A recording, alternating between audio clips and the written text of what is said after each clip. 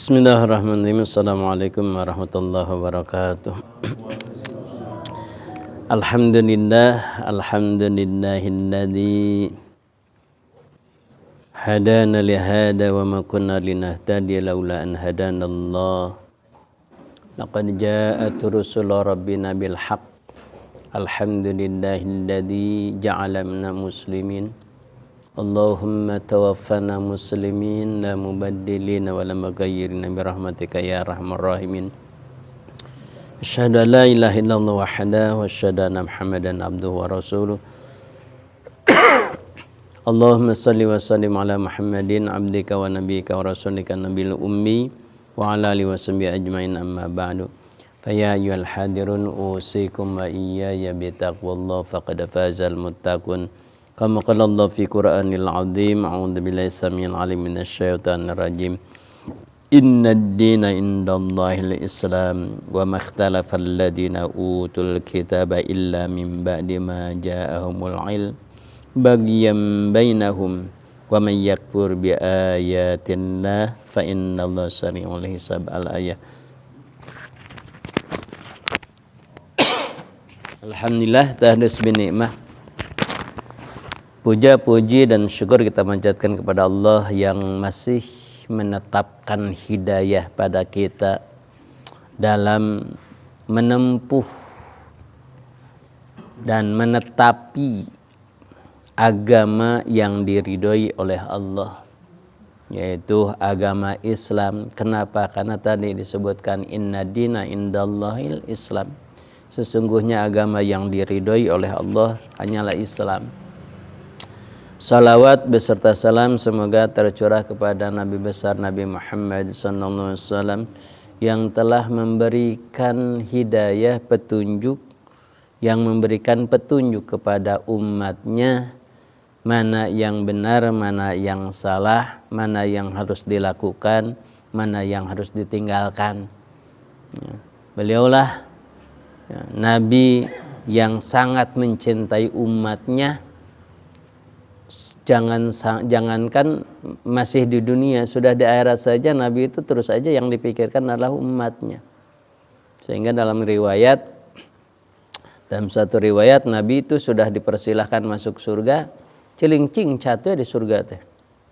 Kata Allah bertanya, "Hai Muhammad, apakah ada kekurangan fasilitas yang aku berikan?" Lebih daripada cukup ya Allah, lebih daripada yang dibayangkan. Kenapa gitu ya Allah? Kenapa kamu enggak ridho? Kenapa masih cilincing cat? Baca jam nama cilincing cat. Bolak-balik gitu. Kayak enggak betah. Bukan ya Allah, umatku masih ada yang di neraka. Masya Allah. Di akhirat saja yang dipikirkan umatnya. Makanya alhamdulillah ketika kita tetap dalam agama Islam. Kenapa? Karena agama Islam itu tadi yang dipilih oleh Allah, inna dina indallahil Islam. Kenapa menjadi ikhtilaf dong? Wa makhtalafal ladzina utul kitab. Wa makhtalafal ladzina utul kitab, tidak ada orang yang ikhtilaf terhadap agama kecuali orang-orang yang telah diberi kitab. Karena dia diberi kitab illa mim ba'di ma ja'ahumul ilmu, dan dia tahu sebetulnya. Ulang lagi, yang ikhtilaf itu, yang perbedaan itu orang-orang yang telah diberi kitab oleh kami. Kitab Injil, kitab Taurat, kitab Jabur. Dia sudah diberitahu oleh Allah bahwa akan ada nabi terakhir, nabi yang paling mulia. Mereka berharap, termasuk orang Yahudi berharap, mudah-mudahan nabi terakhirnya, dan mereka pede sekali. Dia meyakini bahwa nabi terakhir itu dari golongannya. Nah, gitu. Ternyata dari golongan Quraisy, orang Arab. Jadi bukan tidak percaya kepada nabinya dan ajarannya, bukan. Tapi apa? Bagian hasud, iri gitu. Kenapa? Dia harapkan nabi yang paling hebat itu, yang membawa ajaran yang paling hebat itu, adanya dari golongan mereka, ternyata sekarang dari musuhnya, orang Arab. Maka kata Allah, bagian bainahum, maka irilah, dengkilah di antara mereka. Kata Allah, wa may yakfur bi ayatillah, barang siapa yang mengingkari ayat-ayat kami gitu ya. Fa innallaha sari'ul hisab, Allah akan cepat sekali menghisabnya. Nah, kita diberi oleh Allah tadi, diberi nabi yang agung. Kenapa? Karena ajarannya agung. Karena ajarannya istimewa. Yang jadi pertanyaan, apakah kita merasa istimewa sebagai orang muslim? Kata para ulama, kadang-kadang kita ya, kalau memakai identitas Islam tuh muslim tuh malu. So, rata-rata di tempat-tempat umum kalau pakai identitas Islam malu. So, coba kita datang ke undangan pakai sarung. Kan identitas di kita ya, maksudnya di kita identitas Islam itu kan sarung, misalkan pakai peci, pakai sarung, pakai peci, pakai koko, coba ke undangan sang seri kan melong batur, kita malu juga gitu.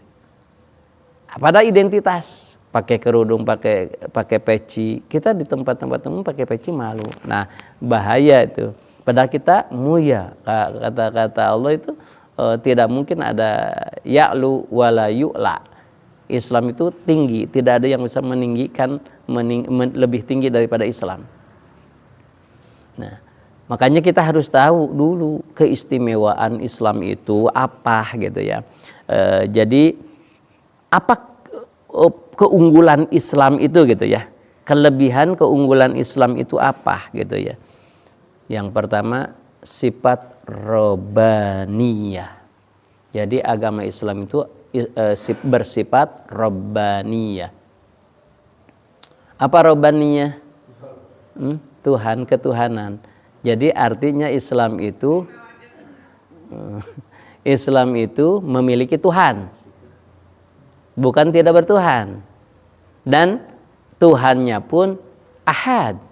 Maka dalam tradisi akademik disebut monoteisme. Ya, hanya Tuhannya hanya satu. Monoteisme, bukan yang banyak Tuhannya. Kalau banyak itu disebut politeisme. Kalau tidak bertuhan, ateisme gitu. Nah, Islam itu qul huwallahu ahad. Ahad. Monoteisme. Apa yang dimaksud dengan sifat robbaniyah dalam Islam? Islam itu turun dari wahyu. Artinya Islam itu bukan, jadi agama itu ada dua ya. Jadi agama samawi disebutnya, ada agama ardi. Kalau agama samawi itu diturunkan oleh Allah melalui wahyu. Ada wahyu. Ya, maka adanya Rasul yang diberi perintahnya. Itu jadi disebut robbaniyah itu hal apapun, hukum-hukumnya. Nah, ini yang disebut robbaniyah itu, Islam itu hukum-hukumnya murni dari Allah. Tidak dari otak, tidak dari akal, tidak, tapi murni dari Allah. Hukumnya. Contoh, kalau berzina, apa hukumannya dalam Islam? Jilid. Dijilid, antajelidu seberapa kali? 100 bagi siapa? Yang belum nikah, ghair muhson. Yang sudah nikah, yang pernah nikah itu disebut muhson. Itu mah harus sampai meninggal. Nah, yang tadi yang ghair muhson itu 100 kali dan diasingkan setahun. Diasingkan kalau di kita penjara mungkinnya diasingkan itu setahun. Nah, itu kan ada hukumnya. Ya, nah itulah disebut Islam itu bersifat robbaniyah. Artinya hukumnya hukum dari Rabbnya aja, dari Tuhannya aja. Tidak bisa misalkan kita seenaknya gitu. Saya mah nggak mau sholatnya, nggak mau Al-Fatihah, bosan saya ke Al-Baqarah hungkul. Nggak bisa, karena sudah ditentukan Al-Fatihah harus gitu. Saya sholat isya itu kan sedang cintanya ke Allah jadi 8 rakaat saya mah nggak bisa. Udah ditentukan, itu rabbaniyah namanya. Jadi hukum-hukum udah ditentukan oleh Allah. Kalau orang yang menuduh jinah tanpa saksi itu dirajam juga tuh, dijilid juga, dicambuk juga. Berapa kali cambuknya? Orang Aceh mah harus tahu, orang Makassarnya dekat Aceh. Berapa kali itu? Kalau yang menuduh jinah sama Nina dalam surah An-Nur itu 80 kali cambukan. Yang nuduh jinah ya dirajamnya yang muson. Ini mah dijilid, antajlidu, dicambuk gitu. Dirajamnya dilempar dengan batu sampai mati. Apanya? Yang nuduh 80 sama Nin.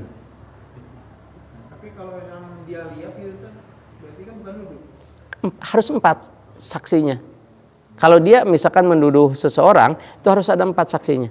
Kalau tidak ada 4 saksinya, dia balik nyerang ke kita yang akan dapat hukum. Misalkan gini nih, ada seorang dia menyaksikan diri orang itu berzina gitu ya. Ketika dia tanya ya diceritain bahwa dia yang berzina walaupun tanpa saksi lain. Nah ini berlaku untuk itu atau mendingan dia diam aja gitu, bilang nggak tahu, gimana? Kalau disebut saksi itu harus yang melihat. Dianya melihat. Iya, 4 orang yang harus minimalnya. Kan di situ antasyhadu arba'a syahadatin. Dalam Al-Qur'annya kan itu. Itu hukum dari Allahnya, yang melihatnya, yang menyaksikannya harus 4 orang. Jadi Nggak 4 tapi orang itunya udah ngaku gimana?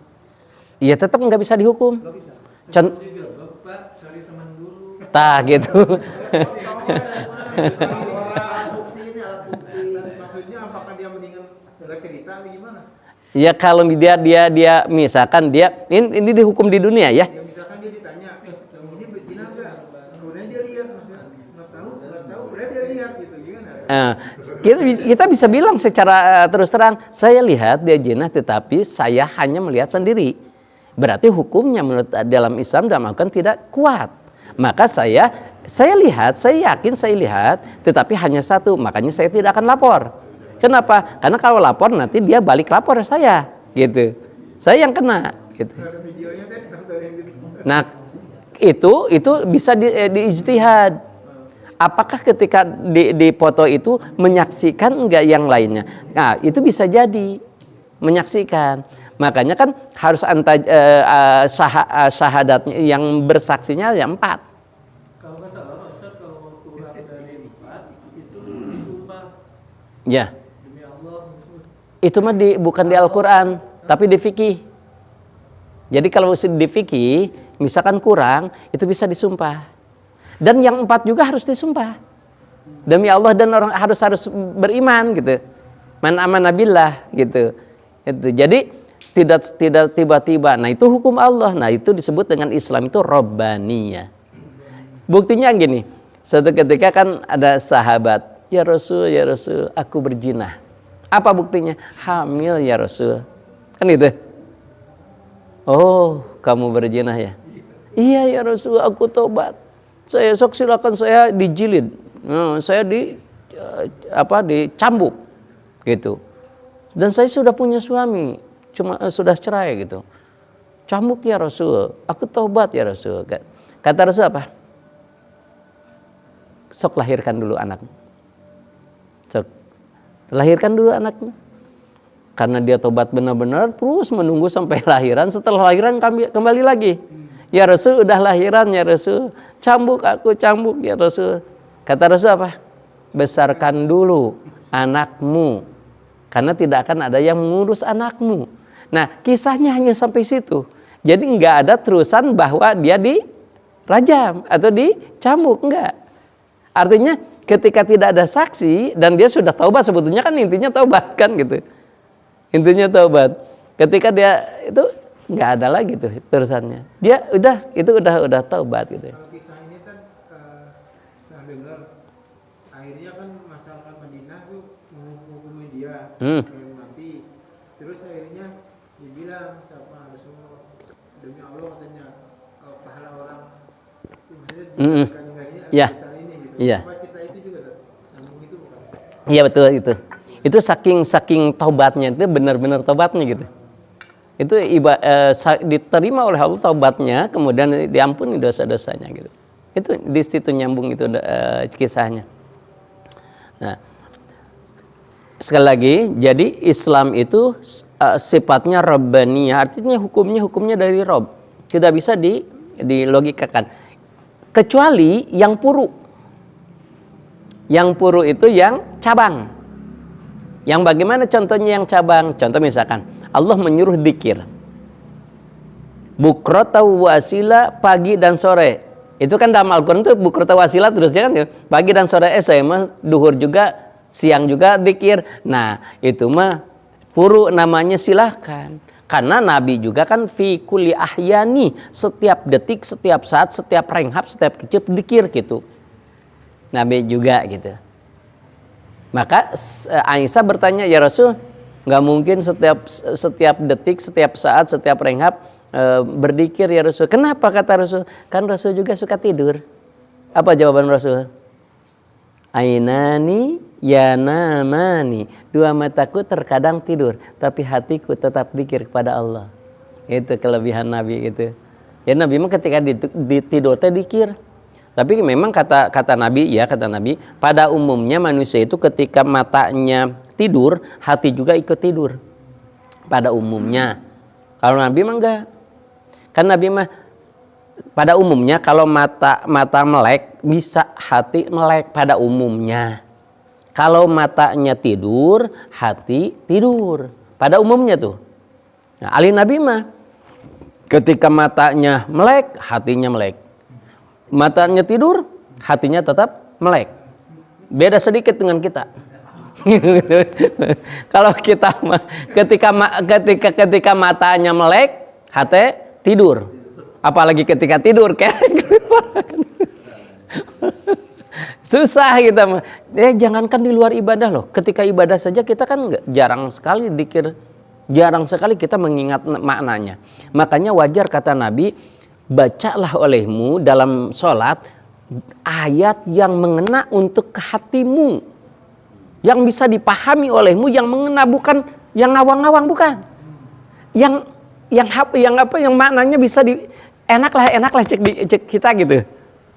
Jadi bukan kata orang lain, bukan, tapi enak di hati kita tuh maknanya apa gitu semuanya gitu. Ya bukan panjang pendeknya, tetapi yang pas kata Rasul dengan hati kita gitu. Nah, itu ya satu. Jadi sifatnya itu Rabbaniyah. Ya hukumnya hukum Rabbani. Kecuali yang tadi yang tidak ada hukumnya. Contoh misalkan, apa hukumnya dakwah di medsos? Kan mual aya di Quran mual aya, nah hadis mual aya. Apa hukumnya? Nah itu ijtihad pasti. Apa hukumnya jual beli online? Kan belum ada zaman Rasul. Nah itu kan puru namanya. Cabang. Jadi ijtihad itu. Makanya maaf, kalau Gus Dur almarhum dulu nikahnya gimana sih? Beliau sedang di Timur Tengah loh. Nikahnya telekonferensi itu waktu itu. Nikah beliau di sana, di sini. Dia berijtihad, hadir itu. Kenapa cirinya hadir? Ya bisa dialog, bisa interaksi gitu. Iya atau tidaknya sah gitu. Ya, nikah online. Kalau gitu ya berhubungannya juga online. Gawat. Nah, gitu ya. Nah, itu ijtihad, itu mah silakanlah ijtihad, yang purunya mah silakan gitu. Ya. Nah kan dulu mah kan kalau jual beli itu dalam Islam ada khiyar tuh. Khiyar itu apa? Milih-milih artinya khiyar tuh. Nah, lebih dekat dengan apa kita mah? Kalau jual beli itu apa? Ada apa? Nah, suka garansi ya? Garansi. Kalau rusak boleh kembali tukar gitu ya. Nah, garansi lah. Kalau dalam Islam itu ada khiyar. Khiyar itu ada 3 tuh. Ada khiyar majelis, khiyar aibi, ada khiyar syarat. Contoh misalkan syarat. Kalau ini syaratnya, misalkan saya mau beli ini asa dengan syarat ini boleh. Misalkan kalau syaratnya cacat bisa dikembalikan gitu bisa. Yang kedua ada khiyar aibi. Aibi itu kalau ada kerusakan boleh dikembalikan, itu disebut khiyar aibi. Garansi. Ada khiyar majlis. Kalau khiyar majlisnya belum kemana-mana, baru di situ, masih tetap di situ. Sudah jadi akad tuh. Berapa udah bungkus, kita nggak jadi udah belah itu udah ada halus, itu nggak jadi masalah, karena nggak ada yang dirugikan, itu khiyar majlis dalam Islam tuh. Tapi udah kalau mau orang ada tuh. Lebay gitu. Enggak. Itu khiyar majlis namanya. Kenapa? Karena tidak ada yang dirugikan. Barang masih utuh, bisa dijual, belum dipakai. Uang bisa kembalikan lagi gitu. Jangankan gitu, kita mah kalau yang khiyar itu tadi teh apa? Garansi teh khiyar aibi. Khiyar aibi saja kan kita nggak kembali uang kan? Tapi di retur gitu. Di retur ada juga di revisi servis. Di servis gitu kan. Kalau dalam Islam boleh, misalkan saya mau kembali uang aja, nggak jadi masalah. Memang itu aibi. Kalau angus-angus itu gimana? Misalkan DP, angus DP. Nah itu nggak Islami, bukan Islami itu. Waduh, itu mah emang jual beli kita itu kan bukan kebanyakan, maaf ya, kebanyakan tidak Islami, kebanyakan mah. Ya, iya, jangankan jual beli kuliah saja sok gitu. Misalkan kan misalkan kita takut ini nggak keterima, takut yang keterima ikut di sini, pas ini diterima kan duluan tuh bayar. Itu misalkan pas keterima saya milih ini, dikembalikan berapa? 50%. 40% kan gitu.